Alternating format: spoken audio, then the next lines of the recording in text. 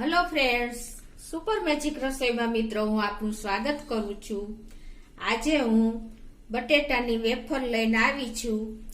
તો તમને મારો વિડીયો ગમે તો લાઈક કરજો, શેર કરજો અને સબસ્ક્રાઇબ કરવાનું તો ભૂલતા જ નહીં મિત્રો। તો મિત્રો આ વેફર આજે હું એ રીતની બનાવવા જઈ રહી છું કે તમે જો ક્યારે બનાવી પણ નહીં હોય, ક્યારે જોઈ પણ નહીં હોય, એટલી હેલ્ધી હેલ્થ કોન્શિયસ માટે તો આ વેફર બેસ્ટ છે મિત્રો। આ વેફર આજે આપણે તૈરા વગર, બાયફા વગર કે સુકવા વગર ઇન્સ્ટન્ટ આ વેફર બનશે, એ પણ માર્કેટ બાલાજી જેવી જ મિત્રો। તો તમે એક વખત ચોક્કસ ટ્રાય કરજો।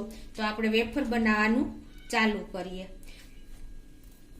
એના માટે તમારે એકદમ ફ્રેશ ટાઈટ બટેટા હોય ને એવા લેવાના છે, અને આવી ટપકી પડેલા બટેટા હોય ને તો એ બેસ્ટ હોય છે। તમે જોઈ શકો છો વેફર માટેના બેસ્ટ બટેટા કહેવાય। એના માટે મેં અત્યારે એક મોટી સાઈઝનું અને બે મીડિયમ સાઈઝના બટેટા લીધા છે। એને આપણે આ રીતે પીલ કરી લેશું, પેલા છાલ ઉતારી લેશું અને તરત જ આપણે પાણીમાં નાખી દેશું। જો આપણે બટેટાને છોયલા પછી એટલે કે પીલ કર્યા પછી આ રીતે પાણીમાં જ રાખવાના। એનું રીઝન એ છે કે નહીતર આપણા બટેટા કાળા પડી જશે। અને હવે આપણે જો બધા પાસે આવી વેફર બનાવવાની ખમણી તો હોય જ છે, આપણે ગુજરાતી લોકો ખાસ બનાવતા જ હોય છે। તો આ રીતે તમારે લઈ લેવાની વેફર બનાવવાની ખમણી, અને એને આપણે આ રીતે પાણીમાં જ વેફર પાડશું એટલે આપણી ચિપ્સ નો કલર બદલે નહીં। તો તમે જો આ મોટું બટેટું હોય ને મિત્રો તો એને તમારે આ રીતે ઊભું રાખીને ખમણવાનું, એટલે મીડિયમ સાઈઝની એકદમ બહુ મોટી વેફર ન પડે। તમને હું બતાવું છું આ રીતે તમે જો ઊભું રાખીને કરશો ને તો તમારી મીડિયમ સરસ વેફર બનશે મિત્રો। જો છેલ્લે આપણને વેફર પાડતા ડર લાગે છે કે હાથમાં વાગી જાય બ્લેડ, તો એના માટે તમારે શું કરવાનું કે આ જે પીસ હોય ને આવી રીતે તમારે કપડામાં રાખવાનું, આ રીતે આમ રાખીને અને કપડું રાખી દેવાનું। અને તમે જો આ રીતે વેફર પાડશો ને તો તમને ડર પણ નહીં લાગે અને ઇઝીલી તમારી વેફર તમે પાડી શકશો મિત્રો। આ રીતે મીડિયમ સાઈઝનું બટેટું હોય ને એને તમારે આવું આડું રાખીને ખમણવાનું, એટલે આપણી ચિપ્સ બરાબર પરફેક્ટ પડે, નહીં મોટી કે નહીં નાની। આ રીતે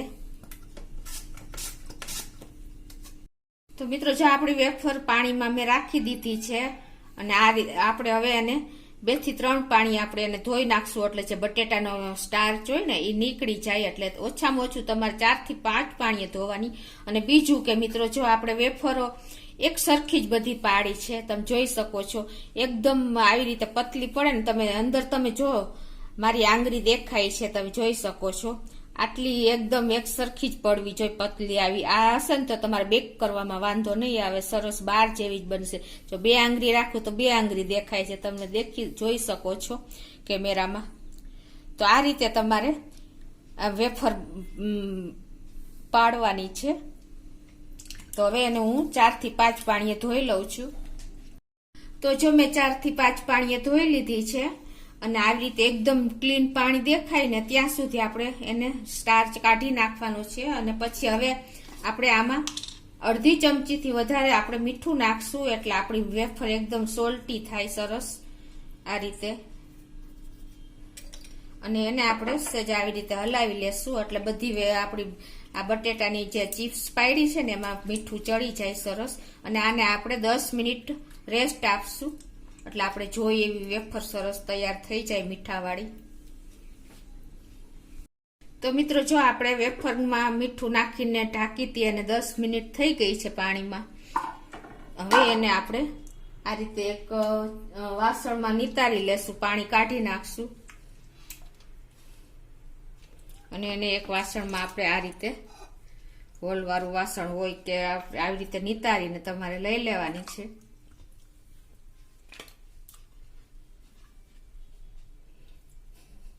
અને હવે એને મિત્રો આપણે શું કરવાનું છે કે આવી રીતે કોટનનું કપડું લઈને અને એની માથે તમારે આ રીતે બધી વેફર થોડે ડિસ્ટન્સે આમ પોળી કરી દેવાની છે, એટલે એનું જે પાણી હોય ને એ બધું કપડામાં શોષાઈ જાય। આ રીતે તમે કરશો ને એટલે મિત્રો આ રીતે તમારે કોટનના કપડા ઉપર પોળી કરી લેવાની। અને જો તમારે ઉતાવળ હોય ને તો આપણે આમાંથી સાવ કોરી નથી કરવાની, સુકવવાની, પણ આ એનું જે ઉપરનું પાણી હોય એ શોષાઈ જાય અને કોરી થઈ જાય ને એટલી જ કરવાની. તમારે ઉતાવળ હોય ને તો મિત્રો એક કોટનનું કપડું લઈને અને તમારે આ રીતે એને બધું પાણી શોષી લેવાનું. આવી રીતે તમે કપડેથી દબાવશો ને વેફરના પીસ એટલે આ રીતે તમારું બધું પાણી સરસ શોષાઈ જશે. તો આ રીતે તમે ડ્રાય કરી શકો છો. તો મિત્રો જો આ રીતે મેં કપડાથી કોરી કરી લીધી, તમે જોઈ શકો છો મારા હાથ પણ જો ભીના નથી થતા.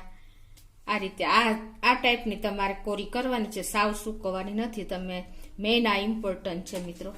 તો હવે આપણે શું કરવાનું છે, એને આપણે તળવાની તો નથી એટલે એના માટે શું કરવાનું, તમારે એક પેન લેવાનું કે તમારી પાસે જે કડાઈ હોય એ રીતે, અને આમાં હવે આપણે મીઠું નાખવાનું છે મિત્રો. અમારે 1-2 વાર વાપરેલું મીઠું છે એટલે આ કલર આવી ગયો છે. અને પાછું તમે જો આ મીઠું પાછું ઉપયોગમાં રાખવું હોય તો પાછું તમારે બોટલમાં ભરી લેવાનું.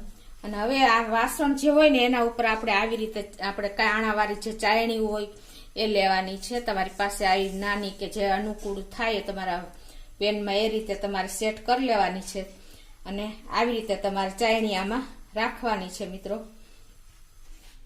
એટલે હું તમને હવે બતાવી દઉં. હવે શું કરવાનું છે કે આપણે સિલ્વર ફોઇલ લેવાની છે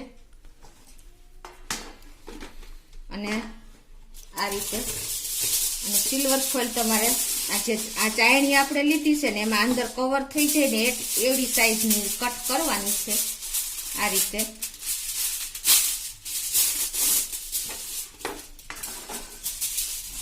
અને આમાં તમારે જો આવી રીતે સેટ કરી દેવાની છે. જે આપણે સ્ટીલની ચાયણી છે ને એમાં તમે ધારો તો તમે રાઉન્ડ શેપ પણ કરી શકો, પણ આમાં કોઈ વાંધો નથી આવતો. આવી રીતે તમારે સાઈડમાં સેટ કરી દેવાની. હવે એમાં આપણે આ જે વેફર કોરી કરી છે ને એ ગોઠવી દેવાની થોડે ડિસ્ટન્સે. આમ આ રીતે થોડુંક ડિસ્ટન્સ રાખવાનું. એનું રીઝન એ છે કે જ્યારે આપણી વેફર શેકાશે ને ત્યારે થોડીક વાંકાચૂકી થશે અને થોડીક બેન્ડ થશે ને તો એને જગ્યા આવી રીતે જોઈએ. એટલે આ રીતે તમારે સેટ કરવાની છે એટલે સરખી બેક થાય, શેકાઈ જાય. તમે આ રીતે હવે આપણે બીજું લેયર પણ કટ કરી લેશું.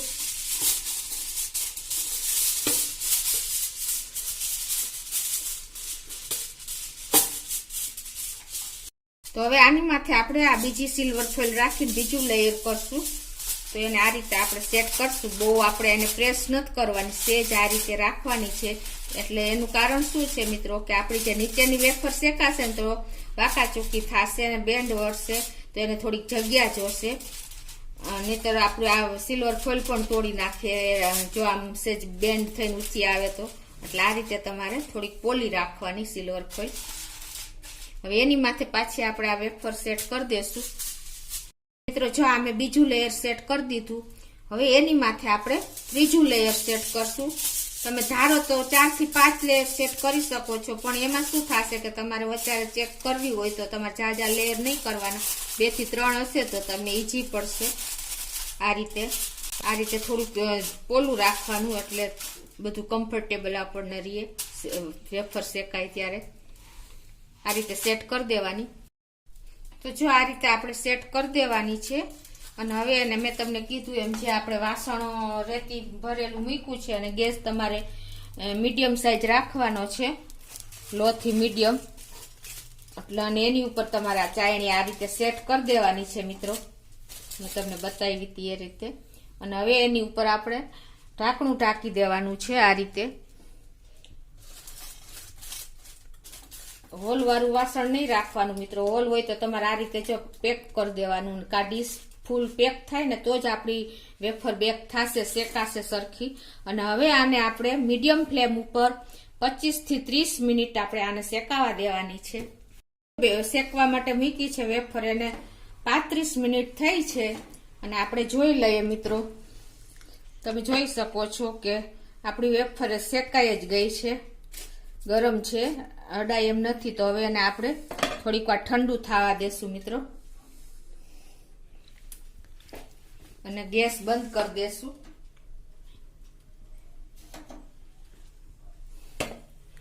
તો આને હવે ઠંડી થાય પછી હું તમને બતાવું. મિનિટ થઈ ગઈ છે અને આપણી વેફર પણ ઠંડી થઈ ગઈ છે. તો હવે આપણે જોઈ લઈએ. તમે જોઈ શકો છો એકદમ સરસ આપણી વેફર શેકાઈ ગઈ છે. એ જ રીતે આપણે બીજું લેયર પણ જોઈ લઈએ. એ પણ તમે જોઈ શકો છો કે આપણે એકદમ સરસ શેકાઈ ગઈ છે. અને નીચેનું પણ તમે જોઈ શકો છો મિત્રો. સેજ નીચે વધારે ડાર્ક લાગે છે કોક પણ એકદમ સરસ શેકાઈ ગઈ છે. તો મિત્રો આ રીતે આપણે બધી વેફર હવે વાસણમાં લઈને હું તમને બતાવી દઉં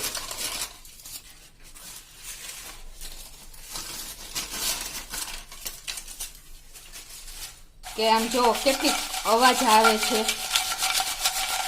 અને તમને હું ભાંગીને પણ બતાવું મિત્રો કે કેટલી એકદમ સરસ ટ્રાન્સપરન્ટ થઈ છે. તમે જોઈ શકો છો. તો આ રીતે તમે ચોક્કસ ટ્રાય કરજો મિત્રો. અને મારો વિડીયો ગમે તો લાઈક કરજો, શેર કરજો અને સબસ્ક્રાઇબ કરવાનું ભૂલતા નહીં.